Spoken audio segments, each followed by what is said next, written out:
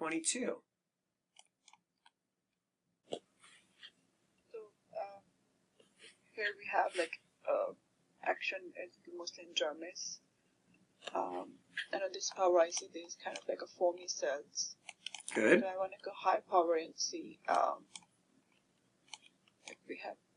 So yeah, so here we have like a foamy histiocytes, and then we have this this pink fibroblast as well.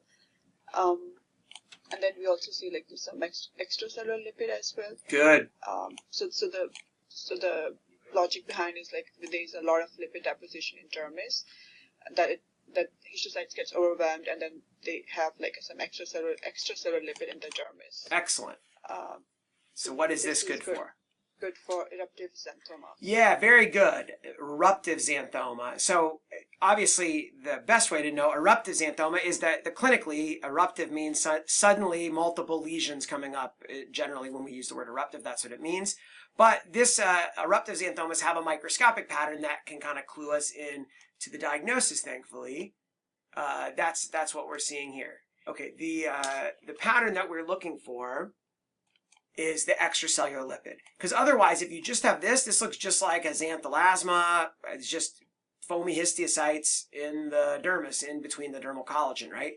So the key is either clinically knowing the history that it's eruptive, and oftentimes, usually, these will have free kind of frothy stuff, which is extracellular lipid in the dermis alongside them. That's the classic finding, although it depends on like when you biopsy the lesion. Sometimes they don't have this, supposedly. I've not seen very many of these. They're not something I've encountered often in practice. Here's some more extracellular lipid there. And so these usually are 1 to 4 millimeter yellow papules, and they classically are supposed to have a red halo around them. They usually are on the buttocks, the shoulders, the extensor limbs, and they arise as a sudden onset of crops of the papules. They may wax or wane based on the serum lipoprotein levels. And then usually within a few weeks or so, they'll actually go away and resolve. And these are classically associated with hypertriglyceridemia. Elevated triglyceride levels in particular tend to produce this pattern of eruptive xanthoma. All right, and that's what this extracellular lipid here is mostly triglycerides, not cholesterol.